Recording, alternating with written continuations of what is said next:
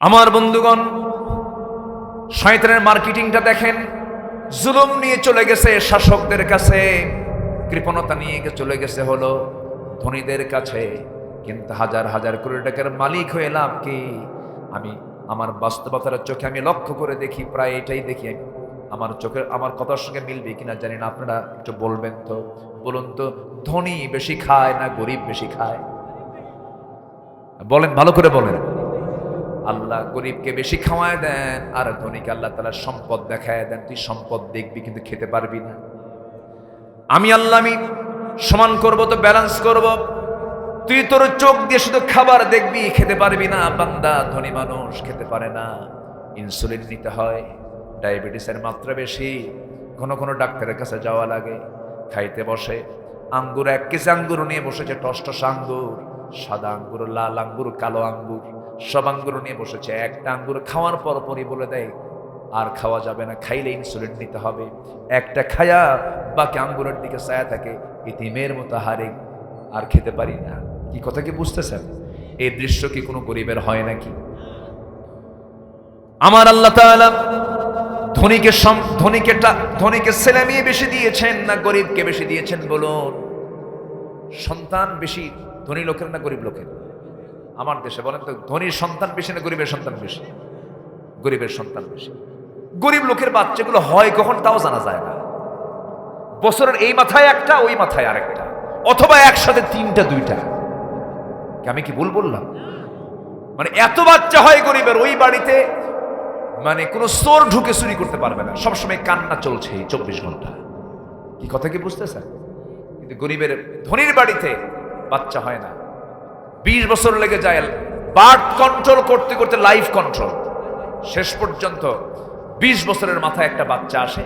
সেই বাচ্চাটা হতে হলে নিয়ে যেতে হবে সিঙ্গাপুর, মাউন্ট এলিজাবেথে, অথবা ভেলোরে যেতে হবে, ইন্ডিয়া যেতে হবে, থাইল্যান্ডে যেতে হবে। তাও বাচ্চার মা এবং বাচ্চা খুব টেনশনে আছে, সিজার করতে হবে। সিজার কইরা দেখলো বাচ্চা ঠিকই আছে, চোখ একটা বাঁকা, চোখ একটা বাঁকা।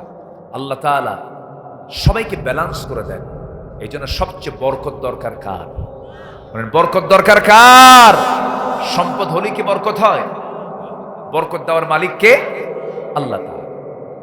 আমার বন্ধুগণ, আমার ভাইয়েরা, শয়তান মার্কেটিং চলে গেল কৃপণের কাছে। এবার বলছে, শয়তান তুমি হিংসাটা নিয়ে যাচ্ছ কার কাছে? শয়তান সঙ্গে সঙ্গে বলতেছে, আমি হিংসা নিয়ে যাচ্ছি হলো যারা জ্ঞানী গুণী মানুষ, যারা জ্ঞানের বাহাদুরি করে, তাদের মাঝে আমি নিয়ে যাচ্ছি হিংসা। দেখবেন একজন ডাক্তার, সূরা আল ইমরান থেকে আমি 2টা আয়াত আমি তেলাওয়াত করেছি। 2টা আয়াতকে সামনে রেখে কিছু কথা বলতে চাচ্ছি। আমরা দুনিয়াতে যে কোনো কাজ করতে গেলে লস খুঁজি না লাভ খুঁজি? হ্যাঁ, কিন্তু লস হবে কি করলে? এই জ্ঞান না থাকলে কি লাভ হবে? বলেন। ব্যবসা করতে গেলে কি কাজটা করলে আমার লস হয়ে যাচ্ছে, ওই কাজগুলো বোঝার দরকার আছে না নাই? এটার নামই হলো দক্ষতা, এক্সপেরিয়েন্স। এটার নাম হচ্ছে অভিজ্ঞতা। অভিজ্ঞতা ছাড়া যদি আপনি ব্যবসা করতে যান, অবশ্যই সেই ব্যবসার ঝুঁকি বেশি হবে না কম হবে? বেশি হয়ে যাবে, লস, ক্ষতিগ্রস্ত হয়ে যাবে। এই জন্য লসের দিকগুলো আগে সম্পূর্ণ বুঝে যে ব্যক্তি ব্যবসায় নামবে, তার লাভের সম্ভাবনা থেকে যায়। আর যে ব্যক্তি লসের দিকগুলো কিছুই জানে না, নামছে ব্যবসায়, পুঁজিও নাই, লাভও নাই, ঠিক তেমনি আখিরাতে আমরা ক্ষতিগ্রস্ত হতে চাই না লাভবান হতে চাই? এখন কোন কোন কাজে ক্ষতি হবে আমার আখিরাতে, এই বিষয়গুলো জানলেই তো আমি লাভবান হতে পারব। আমি কোরআনের ভাষায় মানুষের 10টা ক্ষতি নিয়ে আমি আজকে কথা বলবো।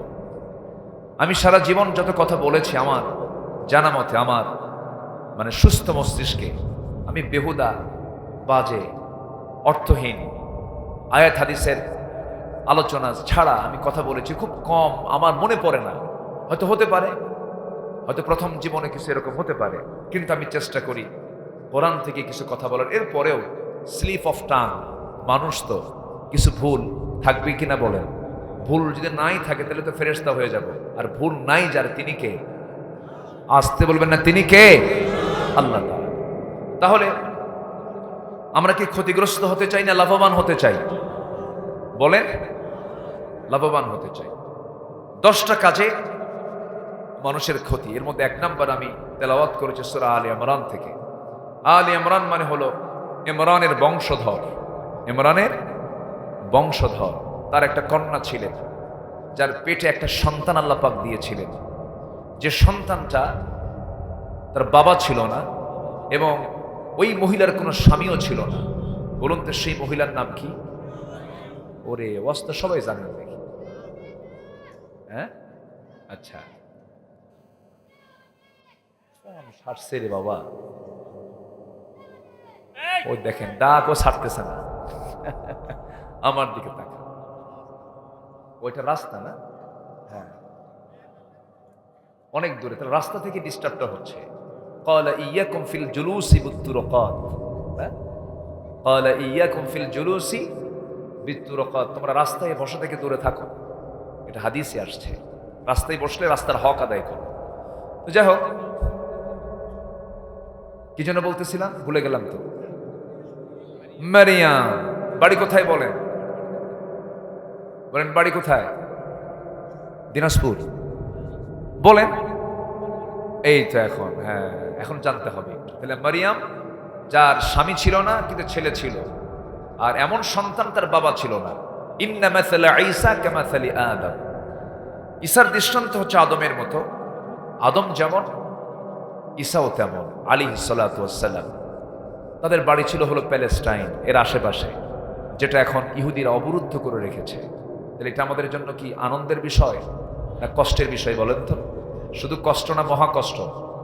সিরিয়া বিজয় হয়েছে, বলি আলহামদুলিল্লাহ। 43 বছর এক পাইলট 43 বছর তাদের কল্পিত সাজানো আয়না ঘরে রেখেছিল। 43 বছর পর সেই পাইলট আজকে গতকালকে মুক্তি পেয়েছে সেই আয়নাঘর থেকে। আজ থেকে 20 বছর আগে হাফিজ আল আসাদ, বাশার আল আসাদের বাবা, তার মৃত্যু হয়েছে। গতকালকে জেল থেকে মুক্তি পাওয়ার পরে সে জানছে যে 20 বছর আগের, 23 বছর, 24 বছর আগের সেই জালিম স্বৈরাচারী শাসক হাফিজ আল আসাদ দুনিয়াতে নাই, তার ছেলে এখন ক্ষমতায় ছিল। চিন্তা করুন, পৃথিবীতে যুগে যুগে যারাই স্বৈর শাসক ছিল তারাই একটা করে আয়নাঘর বানিয়েছিল। আমার দেশে বানায় নাই? আচ্ছা, আমার দেশে বানায় নাই? আয়নাঘরে থাকা দুজন ব্যক্তির আমি সরাসরি নিজে চোখে দেখে কানে শুনে সাক্ষাৎকার নিয়েছি, কথা বলেছি 2 ঘন্টা ধরে। কি করেছিল তারা শুনবেন? কতগুলো শুনবেন, কিছু শোনার দরকার আছে না নাই? 16 বছর যে আমরা কিভাবে পার করলাম, এর আগে কইলাম না প্রথমেই কি পার্টনার। আজ থেকে কি পার্টনার গণ? হ্যাঁ, চুরি করে গেছিলাম। 2018 সালে আমারে বাড়ি ঘেরাও করে ধরে নিয়ে থানায় চলে গেল। থানায় নিয়ে ওসি সাহেব আমাকে বলে, হুজুর করার নাই, উপায় নাই, মেহেরবানি করে একটু নির্বাচন পর্যন্ত আপনি একটু জেলখানায় থাকেন। তো বললাম, আমি নির্বাচনে কি বাধা দেবো? কেন সমস্যা? আমি আপনার খুব ভক্ত, আপনার ওয়াজ শুনি, আপনার ওয়াজ শুনে কান্দি, হুজুর মাফ করে দিবেন, চাকরি বাঁচান তো ফরজ। আমি জবাবে বললাম, ইমান বাঁচান তো নফল। ইমান বাঁচান নফল নাকি? ইমান বাঁচানো কি ফরজ। আজকে যদি সেই পুলিশ,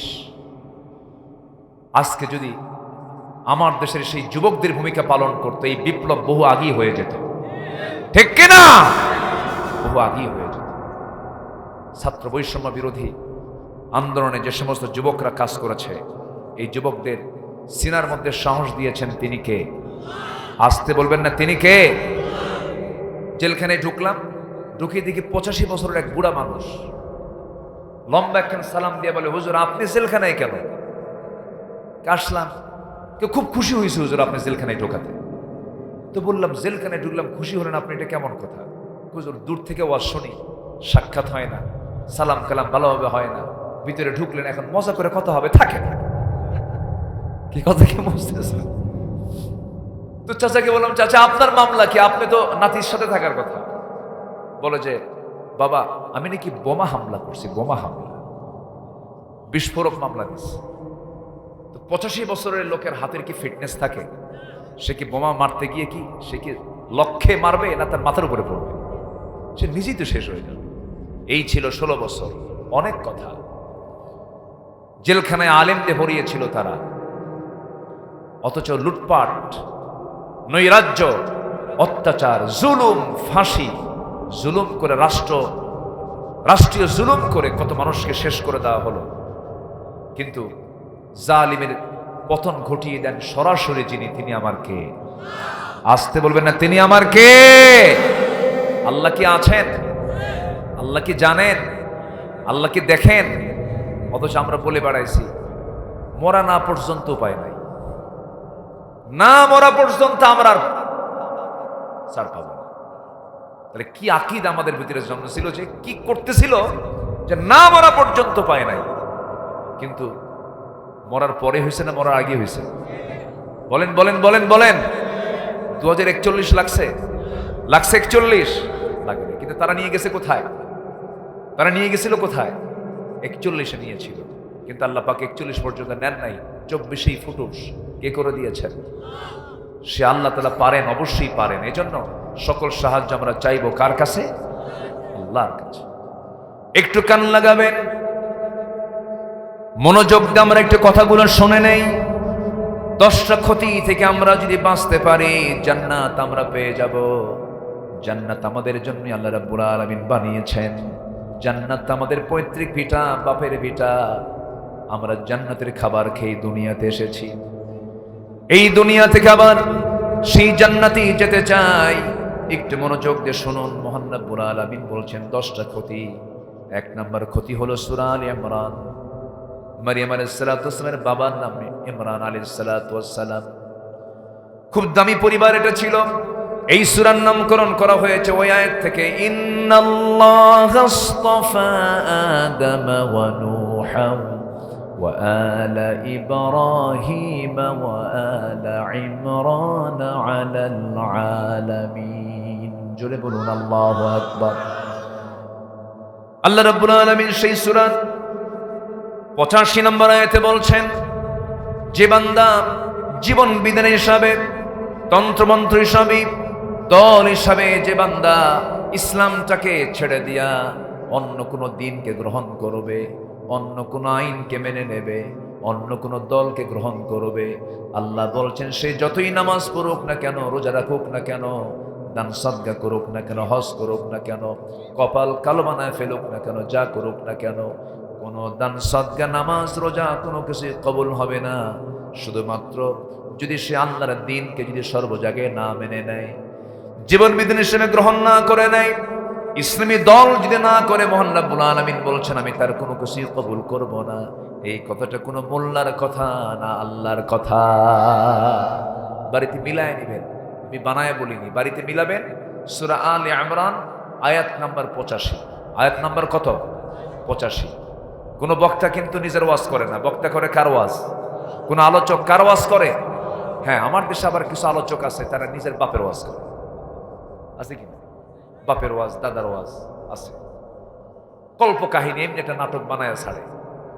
ওদের এখন একটু কঠিন সময় পার হচ্ছে। এর মধ্যে অন্যতম একজন আছে ব্রাহ্মণবাড়িয়ার।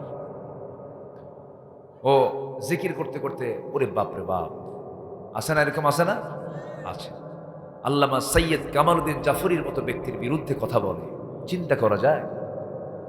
সৈয়দ কামালউদ্দিন আব্দুল্লাহ জাফরি হচ্ছেন সেই আলেম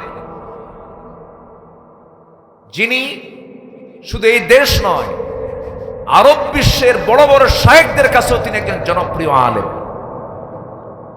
শেখ আব্দুর রহমান সুদাইসি সহ, হুজাইফি সহ, তারপরে কি বলে সৌদি আরব কেন্দ্রিক যে সমস্ত আন্তর্জাতিক যে সংস্থাগুলো আছে, এই সংস্থাগুলোর তিনি একজন অন্যতম সদস্য। হারামাইনের, তারপরে মদিনা ইউনিভার্সিটির, এই যে বড় বড় গুরুত্বপূর্ণ জায়গার তিনি গুরুত্বপূর্ণ একজন ব্যক্তি, তাকে সবাই চেনে। আন্তর্জাতিক একজন আলেমে দ্বীন, যিনি সাইদ আবুল আলা মওদুদির সঙ্গে চলা মানুষ, যিনি ইউসুফ আল কারজাবির মতো ব্যক্তিদের সঙ্গে চলা মানুষ। সেই লোকটার বিরুদ্ধে এই সাতামাতা বেয়াদবটা বলে যে সে চরিত্রহীন, সে খারাপ মানুষ, এই জাতীয় কথা বলে। সম্মানিত বন্ধুগণ, আজে বাজে লোক দিয়া মঞ্চ আর আমরা নষ্ট করতে দেব না। আসতে কন কেন? কিছু নেতাও ছিল আজে বাজে, কিছু আলোচক ছিল যে আলোচকের প্রশংসা করে হলো শামীম ওসমানের মতো মানুষরা। 16 বছর চলে গেছে, এদেশে অনেক পরিচিত আলেম ওলামা ছিলেন যাদের নামে একটা মামলা তো দূরের কথা, একটা গায়ে আঁচড় পর্যন্ত লাগে নাই। আবার কিছু আলেম ছিলেন যারা জেলখানায় থেকে থেকে ধুকে ধুকে শেষ পর্যন্ত ফাঁসির মঞ্চে তিনি হাসতে হাসতে ফাঁসির মঞ্চে বিদায় নিয়েছেন, বাতিল শক্তির কাছে মাথা নত করেন নাই। বিগত সরকারের আমলে নিয়োগপ্রাপ্ত বাইতুল মুকাররমের একজন খতিব, তার পিতা একজন যোগ্য ছিলেন বিশ্বাস করি, কিন্তু তার সন্তান নিয়োগ পেয়েছিলেন। এমন নিয়োগ পেলেন 5 আগস্টের পর বিজ্ঞপ্তি দিয়েছে, বিশেষ হারানো বিজ্ঞপ্তি, বাইতুল মুকাররমের খতিব সাহেব নাই, 2 সপ্তাহ নাই। 3য় সপ্তাহে জুমার নামাজ পড়তে এসেছে দখল করার জন্য। জনগণ মাশাআল্লাহ মানে জুতা ঠিক মতোই মারছে। বিকালবেলা সাংবাদিক সম্মেলন করে বলতেছে, আমি নিজেকে খুবই ধন্য মনে করি, আল্লাহর রহমত আমার উপরে নাজিল হয়েছে, একটা জুতার বাড়ি আমার গায়ে লাগে নাই। কি কথা কি বুঝতেছেন আপনারা? জিল্লতি কে দেন? আসতে বলবেন না, জিল্লতি কে দেন? আল্লাহ দেন। অথচ যাদের নামে একটা মামলা হলো না, যাদের উপরে বাতিল শক্তির কোনো বদনজর পড়লো না, সেই ব্যক্তিগুলো আজকের এই পরিবেশ আসার পরে তাদের মুখ থেকে বড় বড় কথা বের হয়, চোরের মায়ের বড় বড়। ঠিক আছে না রেজাত ভাই? আফসোস লাগে। সম্মানিত ভাই, একটু কান লাগান। দল করতে হবে কার? আল্লাহর দল যে করতে হবে, এই কথা কি কোরআনে আছে? কোন সূরায় বলেন? আল ইমরান কয় নম্বর আয়াত? বলেন বলেন বলেন বলেন বলেন। মুখস্থ করতে হবে তো, দলিল দিবেন। হ্যাঁ, সূরা আল ইমরান কয় নম্বর আয়াত? 50 বলে দিবেন। নামাজ পড়ো, রোজা রাখো, হজ করো, যাকাত দাও, দান সদকা করো, মসজিদ বানাও, মাদ্রাসা বানাও, যা বানাও বানাও, তোমার দল যদি ইসলাম না হয় কিচ্ছু কাম লাগবে না, কোনো কাজই আসবে না। এই কথা আব্দুল্লাহ আমিন বলেন নাই? রেদওয়ান ভাইয়ের কথা নয়, মুরব্বীর কথাও না, কারো কথা নয়। কথা কার? আয়াত নাম্বার কত? 50। মনে থাকবে তো? হ্যাঁ, সবাইকে বলে বেড়াবেন, দাওয়াতি কাজ করুন। বহু দেখছি আমরা জীবনে, 53 বছর দেশ চালিয়েছে। দেশে কেউ চালিয়েছে 25 বছর, কেউ চালিয়েছে 25 বছর, কেউ চালিয়েছে 16 বছর, কেউ চালাইছে 9 বছর, মঈনুদ্দিন ফখরুদ্দিন চালাইছে কয়েক বছর। সব দেখা শেষ। কেউ ইসলাম দিয়ে রাষ্ট্র চালায় নাই, ইসলাম দিয়ে সমাজ চালায় নাই। তাই যদি চালাতো, এই দেশে আজকে এত বেনামাজি থাকতো না, কোরআন থেকে এত মাহরুম থাকতো না। অতএব সব দেখা শেষ। আগামীর দেশ আমরা দেখতে চাই কোরআনের দেশ। রাজি আছেন কারা কারা? হাত উঁচু করে দেখান মুসলমান। কেউ তো স্লোগান দেন না।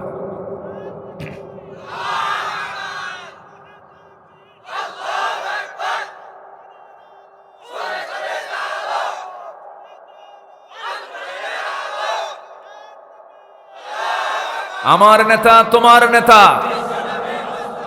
আমার নেতা তোমার নেতা। হাত নামান। হ্যাঁ, নেতাও সিলেকশন করতে হবে। আপনার নেতা যদি আপনার সামনে এসে বলে অন্ন, বস্ত্র, শিক্ষা, বাসস্থান, চিকিৎসার নিশ্চিত করার জন্য এসেছে এই দল নিয়ে, জুতা হাতে তুলবে। যদি বলে আমরা ইসলাম দিয়ে চাই, আমরা ইসলাম দিয়ে রাষ্ট্র চাই, আমরা ইসলাম দিয়ে সমাজ চালাতে চাই, ওয়েলকাম। কিন্তু ইসলাম ছাড়া যেই নেতা আপনার সামনে কোনো কিছু নিয়ে আসবে, জুতা নিয়ে দাঁড়ায় থাকবেন। জুতা বেটা করা দরকার। আমরা ইসলাম চাই। কি চাই বলেন? ইসলাম চাই। আমি মুসলমান, আমার ইসলাম দরকার, অন্য কিছু আমরা চাই না। আচ্ছা, আমার কথা কি রাগ করতেছেন আপনারা? কি মন খারাপ করতেছেন নাকি? এটাই বাস্তব কথা। অনেক ঠকছি আমরা, আর ঠকতে চাই না। আমরা ইসলামকে দেখব। জোরে বলি ইনশাআল্লাহ। ইসলামকে দেখবো শুধু নামাজে না সমাজেও? সমাজেও না রাষ্ট্রেও? সব জায়গায় দেখার দরকার আছে না নাই? ইসলাম দিকে রাষ্ট্র চলতে পারে? আসলে চলতে পারে? আমার দেশে কেউ চালাইছে? আমার দেশে কি চালানো যেতে পারে না? আল্লাহ কবুল করুন, আল্লাহ কবুল করুন। তাহলে আল্লাহ বলছেন, যারা দল হিসাবে, জীবন বিধান হিসাবে, তন্ত্রমন্ত্র হিসাবে, ইজম হিসাবে ইসলামকে বাদ দিয়ে অন্য কোনো দিনকে গ্রহণ করবে তারা কি লাভে না লসে? লসের আরবি হলো খুসরান, খুসর, ইন্নাল ইনসানা লাফি খুসর। তাহলে বলুন তো ক্ষতির আরবি কি? খুসরান। বলেন বলেন বলেন, এখানে এখানে এখানে খুসরান শব্দটা আসছে, বলেন লসের আরবি কি বলেন তো? ক্ষতির আরবি কি? খুসরান। এই খুসরান শব্দটা আমার 10টা আয়াতই থাকবে, 10টা যে ক্ষতি আছে আমি মিলাইয়া দিব। মাথায় রাখবেন যে আমি যে আয়াতই বলবো সে আয়াতের মধ্যেই খুসরান বা খুসর শব্দটা খুঁজে পাবেন। একটু কান লাগাবেন, সবাই মনোযোগ দিয়ে শুনবেন কথাগুলো। আমরা তো জীবনে বহু ওয়াজ শুনি, আমাদের ক্ষতিগুলো তো আমাদের আগে জানা দরকার। তাছাড়া তো মূল জায়গায় তো লস হয়ে যাবে, আমাদের মূল জায়গায় তো আমরা লাভ পাবো না। আগে লসের বিষয়গুলো আমরা একটু জানি, এরপর আমরা লাভ পেয়ে যাব। আমার বন্ধুগণ, তাহলে এক নম্বরে জানা হয়ে গেল আমাইয়াবতাগি খায়রাল ইসলামি দীনান ফালান ইউকবালা মিনহু ওয়া হুয়া ফিল আখিরাতি মিনাল খাসিরিন। সূরা আলে ইমরান আয়াত নাম্বার 85। আল্লাহ বলছেন, যারা বেহের মতো তালাশ করবে, জীবন বিধানের দল হিসাবে ইসলামকে ছেড়ে দিয়ে অন্য কোনো দিনকে গ্রহণ করবে, ফালাই ইউকবালা মিনহু, সামনের লাম শব্দ এসেছে, যারা আরবি বুঝেন তারা বুঝবেন। আল্লাহ রাব্বুল আলামিন একদম নিশ্চিত করে বলছেন তার আমি কোনো কিছুই কবুল করব না, এবং আখিরাতের জিন্দেগিতে সেই ক্ষতিগ্রস্তদের অন্তর্ভুক্ত হয়ে যাবে। নাউযুবিল্লাহ।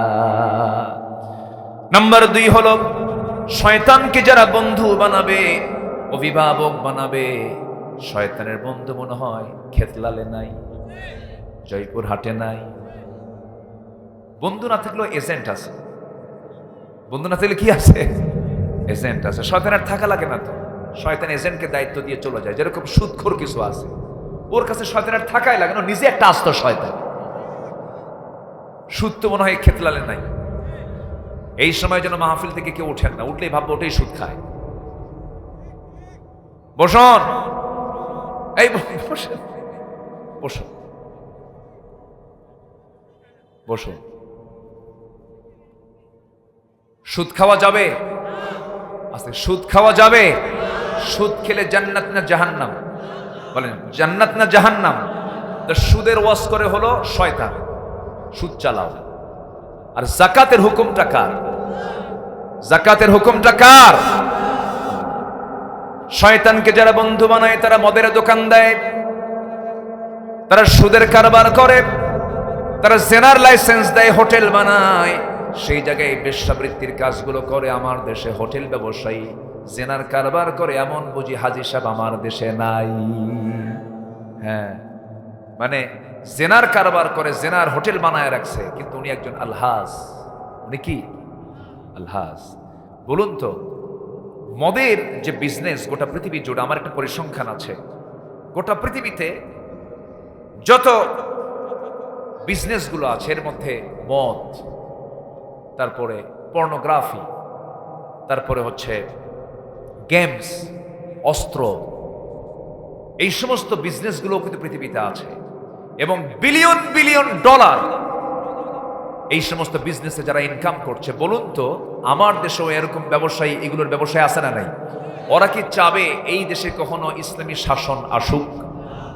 বলেন, চাবে ওরা? যদি না চায়, ওরা কি আমার পক্ষ শক্তি না বিপক্ষ শক্তি? তাহলে কি একটা কি হাড্ডা হাড্ডি লাগবে? আজ থেকে লাগবে কিনা? লাগবে কিনা বলেন? লাগবে। এর জন্য লাগার জন্য আমাকে আপনাকে একা চললে হবে না, অবশ্যই সংঘবদ্ধ হওয়ার দরকার আছে না নাই? সংঘবদ্ধের আরবি হলো জামাত। সংঘবদ্ধের আরবি কি? জামাত। জামাতে চললে সুবিধা। আল্লাহ তাআলা জামাতেই চলতে বলেছে। আসানের আওয়াজ আমাদের কানে আসছে, কোনো টেনশন নাই। আবহাওয়া এত অন্ধকার দেখা যাচ্ছে, মনে হয় মাগরিবের রক্ত শুরু হয়েছে। এই টেনশনও করবেন না। আমি ঘড়ি দেখছি, ঘড়ি দেখে আমরা যথারীতি নামাজ আমরা যথাসময়ের চাইতে একটু পরে পড়ব। জোরে বলি ইনশাআল্লাহ। আমার দিকে তাকাবেন। মসজিদে ঘড়ি দেখার দায়িত্ব কি মুসল্লির না খতিবের? আজকের মাহফিলে ঘড়ি দেখার দায়িত্ব কি শ্রোতার না বক্তার? আমি দেখবো। আমাকে দায়িত্ব দিলেন তো নাকি? আচ্ছা, এখন আমার দিকে তাকান সম্মানিত ভাইয়েরা। তাহলে গোটা পৃথিবীতে কোটি কোটি টাকার, কোটি কোটি বিলিয়ন ডলারের, এই billion billion dollar, million dollar এই যে কারবারগুলো করছে এরা কিন্তু কখনো চাবে না এই দেশে আল্লাহর দিন কায়েম হোক। আমেরিকা চাবে না, কারণ ওরা এই ব্যবসাগুলো করে। ওরা মদের কারবার করে, ওরা জেনার কারবার করে, আর সুদের কারবার করে, পুঁজিবাদী অর্থনীতি ওদের, ক্যাপিটালিজম ওদের। ওরা চাবে না এই দেশে আল্লাহর দিন কায়েম হোক। ইউরোপ চাবে না, কিন্তু আমি আপনি মুসলমান, আমার চাওয়ার দরকার আছে না নাই? চাওয়াটা কি সুন্নত নফল না ফরজ? বলেন সুন্নত নফল না ফরজ? ফরজ। শয়তান চায় এগুলো। শয়তান মাঝে মাঝে মার্কেটিং করে। একদিন মার্কেটিং এ বের হয়েছে। কিসে বের হয়েছে কোন? এক নবী তাকে দেখে ফেলেছেন। সে নবী দেখে বললেন, এই ইবলিস, কই যাও? মার্কেটিং এ যাচ্ছি। কোথায়? কি তো যাচ্ছি লোকজনদের মাঝে। কি কি নিয়ে যাচ্ছ মার্কেটিং? 3টা পণ্য নিছি, 3টা জিনিস। কি কি? জুলুম নিছি। আর কি নিছো? হিংসা নিছি। আরেকটা কি নিছো? কৃপণতা নিয়েছি। তো এগুলো কোথায় মার্কেটিং করবা? কার কাছে দিবা এগুলো? বলতেছে 1 নম্বর জুলুম নিচ্ছি হলো যারা শাসক ওদের কাছে জুলুম নিয়ে যাচ্ছে, ওরা যেন জুলুম বাড়ায়। তাহলে বলেন তো এই 16 বছর যে মার্কেটিংটা করেছে শয়তান, এই 16 বছর সে কি বিফল হয়েছিল না সফল হয়েছিল? বিফল না সফল? সফল হয়েছে। মার্কেটিং করেছে জন্মের মতো। নাম্বার 2 হলো শয়তান, তুমি জুলুম নিয়ে গেলা শাসকের কাছে, তুমি কৃপণতা নিয়ে যাচ্ছ, তুমি কোথায়? শয়তান বলে কৃপণতা নিয়ে যাচ্ছি আমি হলো ধনীদের কাছে। মন থেকে বলুন তো, এই পৃথিবীতে সবচেয়ে বেশি কৃপণগুলো হয় গরিব মানুষ না ধনী মানুষ? ধনীরাই বেশি কৃপণ হয়, ওরা পয়সার হিসাব পর্যন্ত করে। আমার বন্ধুগণ, শয়তানের মার্কেটিংটা দেখেন। জুলুম নিয়ে চলে গেছে শাসকদের কাছে, কৃপণতা নিয়ে চলে গেছে হলো ধনীদের কাছে। কিন্তু হাজার হাজার কোটি টাকার মালিক হয়ে লাভ কি? আমি আমার বাস্তবতার চোখে আমি লক্ষ্য করে দেখি, প্রায় এটাই দেখি। আমার চোখে আমার কথার সঙ্গে মিলবে কিনা জানি না, আপনারা একটু বলবেন তো। বলুন তো, ধনী বেশি খায় না গরিব বেশি খায়? বলেন, ভালো করে বলেন। আল্লাহ গরিবকে বেশি খাওয়ায় দেন, আর ধনীকে আল্লাহ তাআলা সম্পদ দেখায় দেন। তুই সম্পদ দেখবি কিন্তু খেতে পারবি না। আমি আল্লাহ আমি সমান করব, তো ব্যালেন্স করব। তুই তোর চোখ দিয়ে শুধু খাবার দেখবি, খেতে পারবি না। বান্দা ধনী মানুষ খেতে পারে না, ইনসুলিন নিতে হয়, ডায়াবেটিসের মাত্রা বেশি, ঘন ঘন ডাক্তারের কাছে যাওয়া লাগে।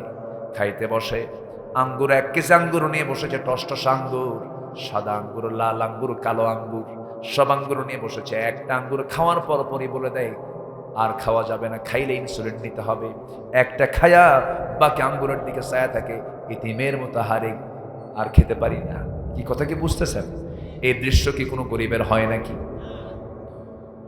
আমার আল্লাহ তাআলা ধনীকে ছেলে মেয়ে বেশি দিয়েছেন না গরিবকে বেশি দিয়েছেন? বলুন।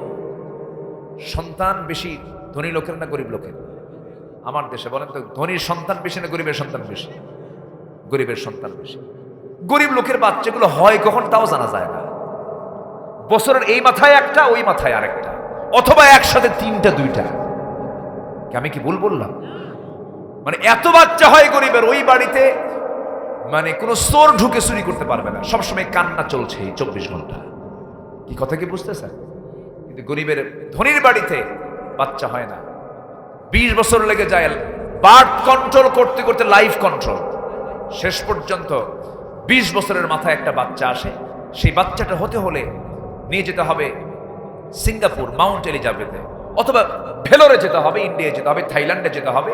তাও বাচ্চার মা এবং বাচ্চা খুব টেনশনে আছে, সিজার করতে হবে। সিজার কইরা দেখলো বাচ্চা ঠিকই আছে, চোখ একটা বাঁকা, চোখ একটা বাঁকা। আল্লাহ তাআলা সবাইকে ব্যালেন্স করে দেন। এই জন্য সবচেয়ে বরকত দরকার কার? বরকত দরকার কার? সম্পদ হলে কি বরকত হয়? বরকত দেওয়ার মালিক কে? আল্লাহ তাআলা। আমার বন্ধুগণ, আমার ভাইয়েরা, শয়তান মার্কেটিং চলে গেল কৃপণের কাছে। এবার বলছে শয়তান, তুমি হিংসা নিয়ে যাচ্ছ কার কাছে? শয়তান সঙ্গে সঙ্গে বলতেছে, আমি হিংসা নিয়ে যাচ্ছি হলো যারা জ্ঞানী গুণী মানুষ, যারা জ্ঞানের বাহাদুরি করে, তাদের মাঝে আমি নিয়ে যাচ্ছি হিংসা। দেখবেন একজন ডাক্তার আরেকজন ডাক্তারের ব্যাপারে যদি বলা হয়, ভাই ওই ডাক্তারটা কেমন, ও তো গরু, কিছু বোঝে, ওর অভিজ্ঞতা আছে। আবার কিছু আলেমকে বলবেন, আলেম ওই অমুক আলেমটা কেমন, ও তো ছাগল, ও তো ছাগল। প্রকৃত আলেম যিনি, তিনি কখনো এই জাতীয় কথা বলবেন? আস্তে বলবেন বলবেন। যারা জ্ঞান নিয়ে যারা বাহাদুরি করে, জ্ঞান নিয়ে যারা তাকাব্বুরি করে, তাই সবচাইতে বড় মূর্খ। আমার দেশে এরকম কিছু বাহাদুর আছে না নাই? জ্ঞানের বাহাদুরি করে বাড়ে আছে না নাই? আছে না। জ্ঞানীর বাহাদুরি সেই করে যে শয়তানের এজেন্টের কাজ করে। জ্ঞানের কোনো অহংকার করা যাবে না। জ্ঞান হচ্ছে এমন একটা বিষয় যে কাজ কে দেন কে দেন কে দেন, আল্লাহর শুকরিয়া আদায় করতে হবে। এগুলো শয়তানের কাজ। যারা এগুলো করবে তারা শয়তানের কি হয়ে যায়? বন্ধু হয়ে যায়। আল্লাহ রাব্বুল আলামিন বলেন সূরা নিসা 119 নম্বর আয়াত, وَمَن يَتَّخِذِ الشَّيْطَانَ وَلِيًّا مِّن دُونِ اللَّهِ فَقَدْ خَسِرَ خُسْرَانًا মুবিনা। এখানে খুসরান শব্দ আছে না নাই? তাহলে দুই আয়াতে কয়টা খুসরান পাইলাম বলেন? খুসরান কয় জায়গায় পাইলাম? দুইটা ক্ষতি আমাদের জানা হলো। এক নাম্বার হচ্ছে যারা দল হিসাবে ইসলামকে না মানবে তারা ক্ষতিগ্রস্ত, যারা শয়তানকে বন্ধু বানাবে তারা ক্ষতিগ্রস্ত। এবার নাম্বার 3-এ চলে আসেন, আল্লাহর সাথে যারা দৃঢ় অঙ্গীকার যারা ভঙ্গ করবে, আল্লাহ তাদেরকে ক্ষতিগ্রস্তদের অন্তর্ভুক্ত তারা হয়ে যাবে বলেছেন আল্লাহ রাব্বুল আলামিন সূরা বাকারার 27 নম্বর আয়াতে বলছেন, আল্লাযীনা ইয়ানকুদুনা আহাদাল্লাহি মিন বা'দি মিসাকিহি ওয়া ইয়াকতাউনা মা আমারাল্লাহু বিহি আইয়ুসালা ওয়া ইউফসিদুনা ফিল আরদ উলাইকা হুমুল খাসিরুন। এখানেও কি খাসির শব্দ আছে? আছে। তাহলে কয়টা পাওয়া গেল? কয়টা পাওয়া গেল? আমার কথায় কি বিরক্ত হচ্ছেন কিনা জানি না। তাহলে আল্লাহর পরামর্শ আমরা আগে নেব। আমরা অঙ্গীকার করেছি আল্লাহর কাছে। কি অঙ্গীকার করেছি বলেন? আমরা পৃথিবীতে যখন আসি নাই তখন আমরা ছিলাম কিসের জগতে? হ্যাঁ, এই তো রূহের জগতে ছিলাম। কিসের জগতে ছিলাম বলেন তো? রূহের জগতে আল্লাহ পাক আমাদেরকে প্রশ্ন করেছিলেন। কোরআন বলছে, কোরআন কি মিথ্যা বলবে? কোরআন বলছে আলাস্তু বিরাব্বিকুম, আমি কি তোমার রব নই? তখন আমরা কি বলেছি? না। এটা কইছি? কি বলেছি? ক্বালু বালা, হ্যাঁ তুমি তো আমার রব। ইমাম গাজ্জালী, এটা জাস্ট একটা রূপক কথা বলছি আমি, এটা কোনো দালিলিক কথা না, এটা আবার দলিল লাগাবেন না। ইমাম গাজ্জালী তিনি বলেছেন, আমি যে রূহের জগতে আমাকে আল্লাহ যে প্রশ্ন করেছেন আমি কি তোমার রব নই, আমি বলেছি হ্যাঁ তুমি আমার রব। এটা আমার মনে আছে। জাস্ট ওনার এটা তার তাসাউফের, তার চিন্তা চেতনার, তার গভীরতার কারণে তিনি হয়তো বলতে পেরেছেন, কিন্তু আমার জানা নাই। আপনার কি মনে আছে? আস্তে কাছে, আরে মনে আছে ভাই? মনে নেই, কিন্তু আমরা বলেছি এটা শতভাগ সত্য। কারণ দলিলটা কিসের? মানে দলিলটা কিসের? কোরআনের। আমরা তো অনেক কিছুই মনে নেই আমাদের। মার দুধ খাইছি কয় মাস না কয় বছর? বলেন কয় বছর? 2 বছর। মনে আছে আমাদের? কিন্তু খাইছে কিনা? আস্তে খাইছে কিনা? যদি বিশ্বাস না করেন তাহলে কি মাকে মানবেন আপনি? আপনার মা বলছেন তুই আমার দুধ খাইছিস, বিশ্বাস করি নাই? না দেখি বিশ্বাস করছে, হ্যাঁ দুধ খাইছি। তুই আমার পেটের মধ্যে ছিলি 10 মাস, ছিলাম কিনা বলেন? মনে আছে? মনে আছে? জি কইল একজন। এই মনে আছে নাকি আপনাদের? না, কিন্তু বিশ্বাস করি কিনা? বিশ্বাস করে নিয়েছি। তাহলে আমিও রূহের জগতে সাক্ষ্য দিয়েছি, হ্যাঁ তুমি আমার রব। বিশ্বাস করেছি কেন? কোরআন আমাকে জানিয়ে দিয়েছে। জোরে কোন সুবহানাল্লাহ। এত বড় স্বীকৃতি আমি দিয়ে আসলাম, দিয়ে আসার পরে যদি আমরা দুনিয়াতে এই অঙ্গীকার যদি ভঙ্গ করি, আল্লাহ বলছেন উলাইকা হুমুল খাসিরুন, এরা হচ্ছে প্রকৃত ক্ষতিগ্রস্ত। জোরে কোন নাউযুবিল্লাহ। আমরা কি ক্ষতিগ্রস্ত হতে চাই? আমরা কি নামাজ পড়তে চাই? নামাজ মানে কার হুকুম মেনে চলা? আসতে বলবেন না, কার হুকুম মেনে চলা? নামাজ মূলত কয় ওয়াক্ত? জোরে বলেন কয় ওয়াক্ত নামাজ? 5 ওয়াক্ত নামাজ। নামাজ আমরা ছেড়ে দেব না। নামাজ হচ্ছে আল্লাহর হক। আল্লাহ রাব্বুল আলামিন কিয়ামতের দিন নামাজ নিয়ে আগে প্রশ্ন করবেন। আবার কোরআন বলো তো জাহান্নামে যাবার 1 নম্বর কারণ কি? মা সালাকাকুম ফি সাকার ক্বালু লাম নাকু মিনাল মুসাল্লিন ওয়া লাম নাকু নুতঈমুল মিসকিন ওয়া কুন্না নাখুদু মা'আল খায়িদিন। জাহান্নামে যাওয়ার কারণ হলো আমরা দুনিয়ার জিন্দেগিতে নামাজ পড়ি নাই। কি পড়ি নাই বলেন? নামাজ পড়ি নাই। নামাজ না পড়ে আমরা দুনিয়া থেকে বিদায় নেওয়ার কারণে আজকে আমরা জাহান্নামে। আমার বন্ধুগণ, এই দেশে এমন পীরের দরবারও আছে যে পীরের মুরিদ হলে পরে নামাজ লাগে না। আছে কি না? এরকম ভণ্ডামি নাই? আচ্ছা, আমার দেশে কিন্তু বহু আছে। শুধু গরু পাঠান লাগে বছরে একবার, গরু আর ছাগল।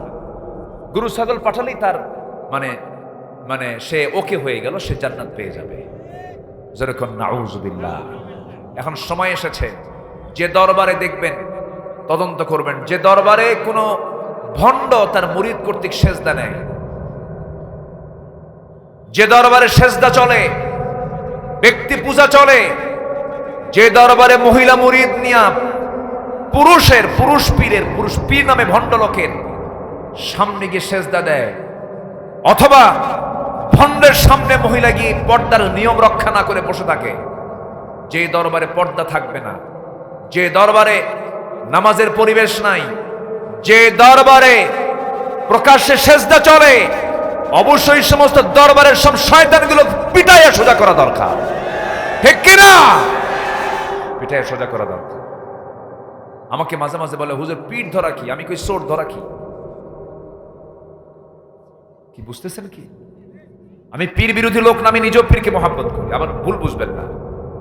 পীর তো ছিলেন শাহজালাল ইয়ামিনী, খাজা মঈনুদ্দিন চিশতি রহমতুল্লাহ আলাইহি। তারা পৃথ্বীরাজকে মোকাবেলা করেছেন, গৌর গোবিন্দকে মোকাবেলা করেছেন, রাজা পরশুরামকে মোকাবেলা করেছেন কে? শাহ সুলতান বলখি। বাতিলকে উৎখাত করেছেন, শিরককে উৎখাত করেছেন। আর এরা কি করে? মুরিদ নিয়া নিজের পায়ে সেজদা দেওয়ায়। এগুলো বদমাইশ। এগুলো কি বদমাইশ? এই সমস্ত কাজে আমরা যাব না। নামাজ পড়বো আমরা কয় ওয়াক্ত। আল্লাহ যা হালাল করেছেন তা আমরা গ্রহণ করব, আল্লাহ যা হারাম করেছেন তা আমরা বর্জন করব। এক সাহাবী নবীর কাছে সে খুব সহজে ইসলাম জানার চেষ্টা করলেন এবং সহজেই আমল জানার চেষ্টা করলেন। দেখেন, এই একটা হাদিস কিন্তু আমাদের জন্য বিশাল একটা পাওয়া। এই হাদিসটা একটু মনোযোগ দিয়ে শুনবেন। রাসূল বলেন, হুজুর, এক সাহাবী বলছেন, হুজুর আমি বেশি আমল করতে চাই না, আমি খুব কম আমল করে জান্নাতে যেতে চাই, আমাকে একটু আমল শিখায় দেন। রাসূল বলেন, তুমি কি আমল করো আমাকে বলো। সাহাবী বলছেন, ইদা সাল্লাইতুল মাকতুবাত ওয়া সুমতু রমাদান ওয়া আহলালতুল হালাল ওয়া হাররামতুল হারাম ওয়া লাম আযিদ আলা যালিকা শাইআন আদখুলুল জান্নাতা ইয়া রাসূলুল্লাহ। ক্বালা নাআম। আমার নবীজির কাছে বলছেন, হুজুর আমি 4টা কাজ শুধু করতে চাই। 1 নম্বর হলো নামাজ যদি পড়ি ঠিক মতো, রমজান মাসে রোজা যদি রাখি ঠিক মতো, ওয়া হালালতুল হালালা, হালালকে হালাল জেনে যদি হালাল জীবন গ্রহণ করি, হারামকে হারাম জেনে যদি হারাম জীবনকে বর্জন করি, আদখুলুল জান্নাতা ইয়া রাসূলুল্লাহ। আমার নবীজি বলছেন, হুজুর আমি কি জান্নাত পাবো নাকি? রাসূল বলছেন, হ্যাঁ তুমি জান্নাত পেয়ে যাবে। জোরে বলি সুবহানাল্লাহ। কয়টা কাজ? আসতে বলবেন না, কয়টা কাজ? এর মধ্যে কি নামাজ আছে? আছে, নামাজ আছে। হালাল হারামের কথা আছে। আমরা আমল করব, জোরে বলি ইনশাআল্লাহ। নামাজ 5 ওয়াক্ত পড়বেন। কার একটু হাত তুলে দেখেন তো দেখি। 5 ওয়াক্ত নামাজ, 5 ওয়াক্ত নামাজ কারা কারা পড়বেন? অনেকে মনে হয় হাত এখনো তোলে নাই, চিন্তায় আছে, হুজুর কি করি? এরকম চিন্তা করতেছেন নাকি? নামাজ এটা কি সুন্নত হুকুম না ফরজ হুকুম? একটু চিৎকার মেরে বলেন তো, ইয়া আল্লাহ আমাদেরকে 5 ওয়াক্ত সালাত আদায় করার তৌফিক তুমি আল্লাহ দিয়া দাও। জোরে বলি আমিন। আরো জোরে আমিন, আরো জোরে আমিন। হাত নামান। এখন কথা হলো, নামাজ শুধু আদায় করলে হবে না কায়েম করতে হবে? আসতে বলে, শুধু নামাজ আদায় করলে হবে না কায়েম করতে হবে? নামাজ কায়েম করবে কারা? বেনামাজিরা। নামাজি লোক দিয়ে নামাজ কায়েম করতে হবে। বলেন কি লোক দিয়া? নামাজি লোক দিয়ে নামাজ কায়েম করতে হবে। বেনামাজি কখনো নামাজ কায়েম করবে না। কথা বুঝলেন? নামাজ কায়েমের জন্য কি লোক দরকার? মানে কি লোক দরকার?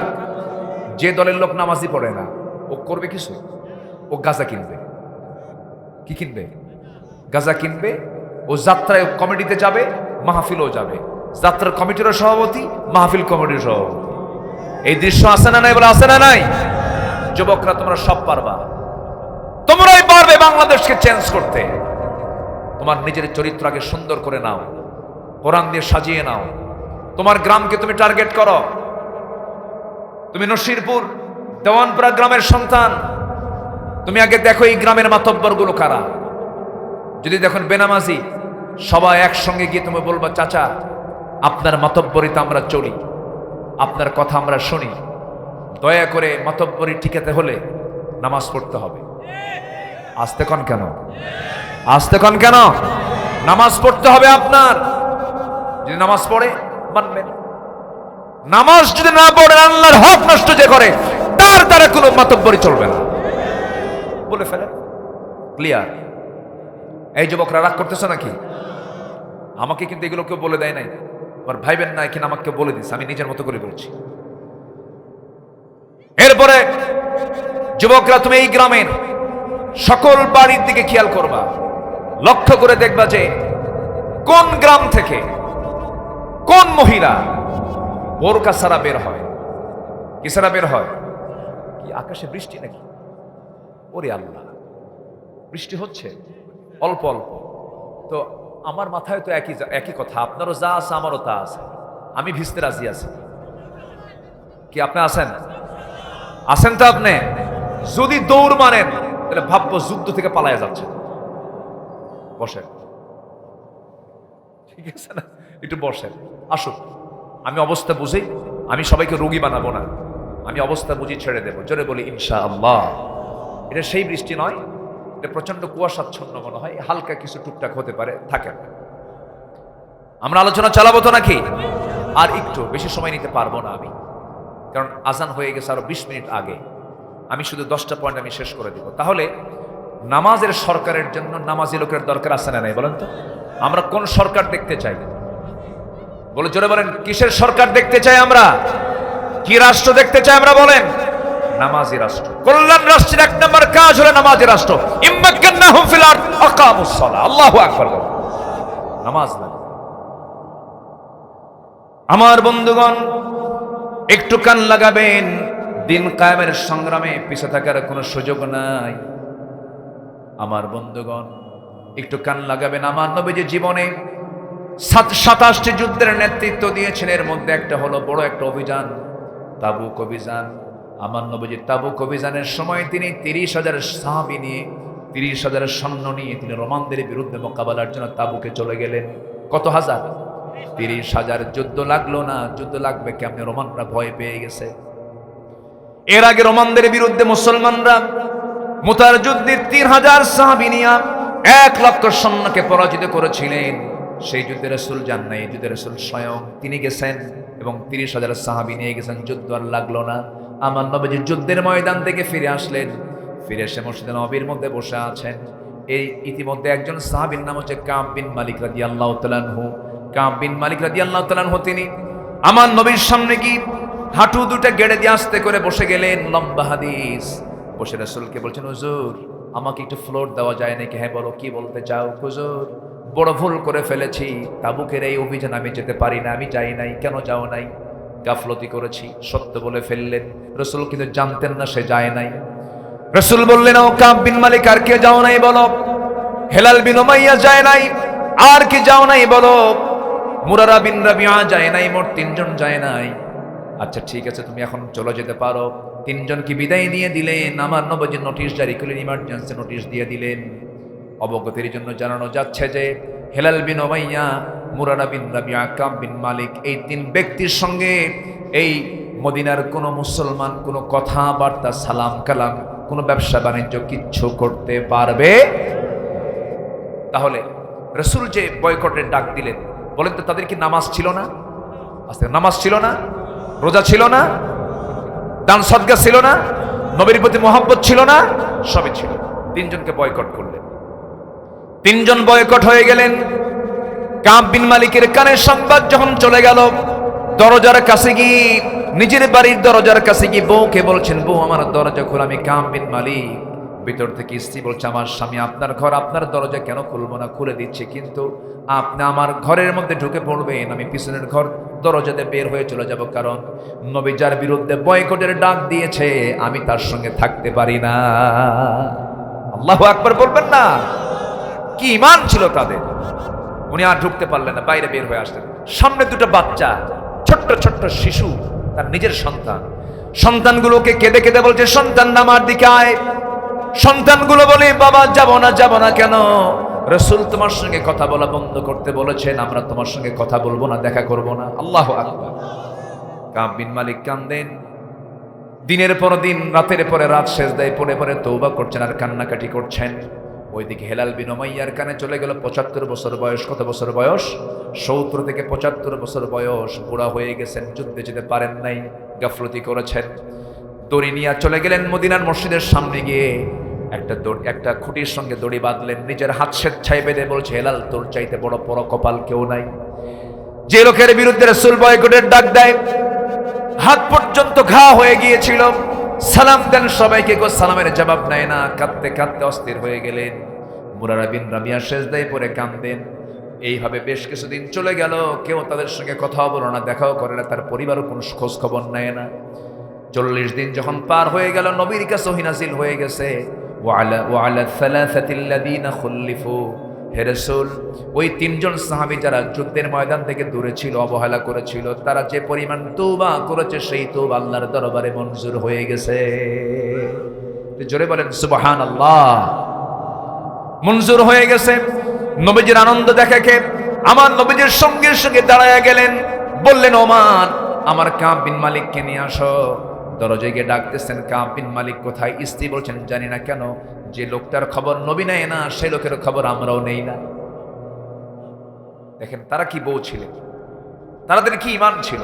স্বামী ততক্ষণ আমার স্বামী যতক্ষণ সে আল্লাহ এবং রাসূলের আনুগত্য করবে। আমার স্ত্রী ততক্ষণ স্ত্রী যতক্ষণ সে আল্লাহ এবং রাসূলের আনুগত্য করবে। ঠিক কি না? বউটা নামাজ পড়েন, আপনি কিচ্ছু বলেন না। বউটা দিন মানে না, পর্দা করেন, আপনি কিচ্ছু করেন না। জাহান্নামে যেতে হবে ওই বইয়ের জন্য। রাগ করতেছেন নাকি? আমার মায়েরা মনে হয় মন খারাপ করতেছে কিনা, হুজুর এত খেপলেন কেন আমাদের উপরে? আপনাদেরও সমস্যা আছে। কিছু কিছু বউ আছে খুব ভালো, স্বামী লুচ্চা মার্কা 1, লুচ্চা নাম্বার 1 আছে না নাই বলেন তো? বউটা আসিয়ার মতো, কিন্তু স্বামীটা ফেরাউনের মতো, এরকম আছে না নাই বলেন? সবাইকে ভালো হতে হবে, আল্লাহ ভালো বানান। জোরে বলি আমিন।